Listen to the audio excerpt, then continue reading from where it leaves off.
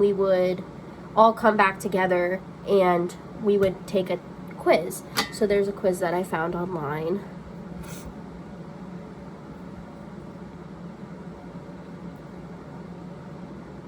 And this is just a little quiz that they could take on the food labels and what kinds of, what is it, what sugar is a kind of what.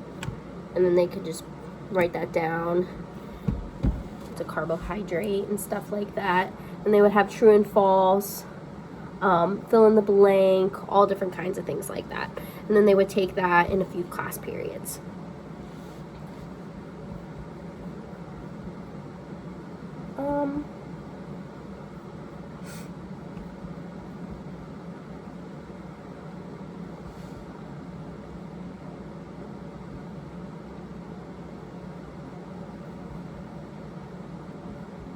So here's the little lesson plan format. So one thing I said would be for academic standards is that they would take away the ability to produce information and demonstrate and enhance their health to others and themselves.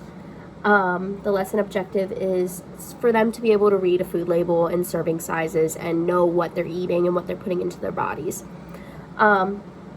The lesson overview, students will be looking at food labels and watching a PowerPoint, which will teach them the breakdown of what a food label is and basically the breakdown. So they could also do worksheets after. So this is like a lesson that would be over an extended amount of time. It's 3rd grade, so they would definitely need some more time to figure that out and learn and work hands-on. Like I said, in that group project, that's what they were doing. They would work hands-on with one another and they would get assistance. Numbers are very hard for them to grasp sometimes, especially because like grams, there might be foods that are measured in other like cups or number of chips. So it's important that they know that stuff. So for materials, I used a PowerPoint. They're going to use worksheets, and so they're going to need notes, pencils, physical examples of the food labels, which I had provided, and then they need, obviously, the tests, which will be provided by me, and other worksheets.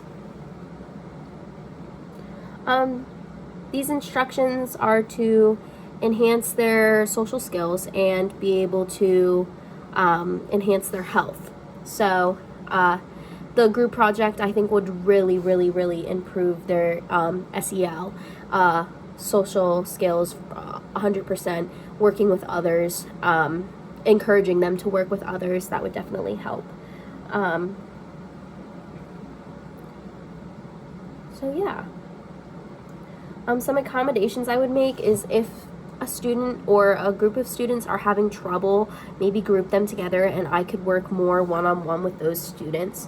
So I would go over to a student and I'd say, hey, what's this? And just like sit down with them a little more. And I would definitely be aware of the other students in a classroom, but nowadays in more inclusive classroom, there's going to be students that need a little more help than others. So I would definitely keep an eye on other students, but the students that need more help, I would definitely be willing to sit down with them more, or even make sure that everyone's grouped up in different groups. So some of the higher students are with the lower students, so that the higher students can understand to the lower students things that they may not understand. Yeah, so I think food labels and learning about health is very important. It's a skill that they'll be able to take on with them throughout life. It's a skill that everyone needs. They need to know how to do a bunch of different things in life, and learning how to read a food label is definitely important, and I'm glad I did this lesson.